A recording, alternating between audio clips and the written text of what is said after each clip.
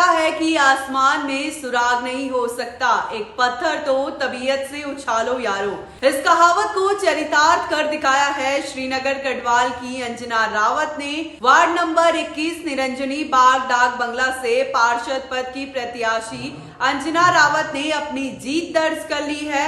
अंजना के लिए यह जीत सिर्फ केवल एक पार्षद पद के रूप में नहीं बल्कि समाज के लिए एक सशक्त संदेश है कि किसी भी मुश्किल समय में खुद को आगे बढ़ने से नहीं रोकना चाहिए। इसके अलावा उनका शिक्षा की ओर ध्यान रखना और समाज के तानों को नकारते हुए अपनी पढ़ाई जारी रखना उनके दृढ़ बहादुरी का उदाहरण है।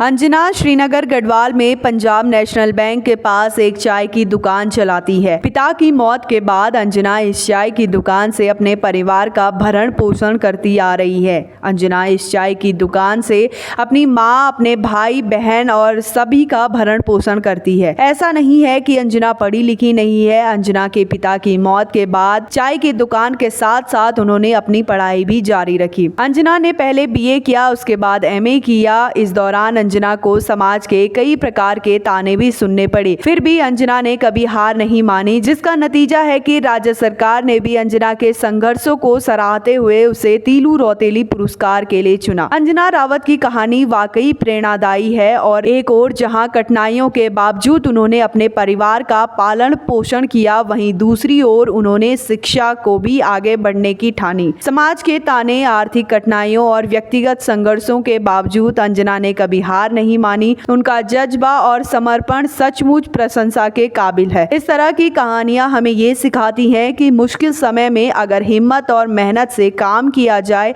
तो सफलता निश्चित रूप से मिलती है। तीलू रौतेली पुरस्कार उनका संघर्ष और समर्पण दोनों का सम्मान है और निश्चित रूप से औरों के लिए प्रेरणा का स्रोत बनेगा। Bureau report, nation 1।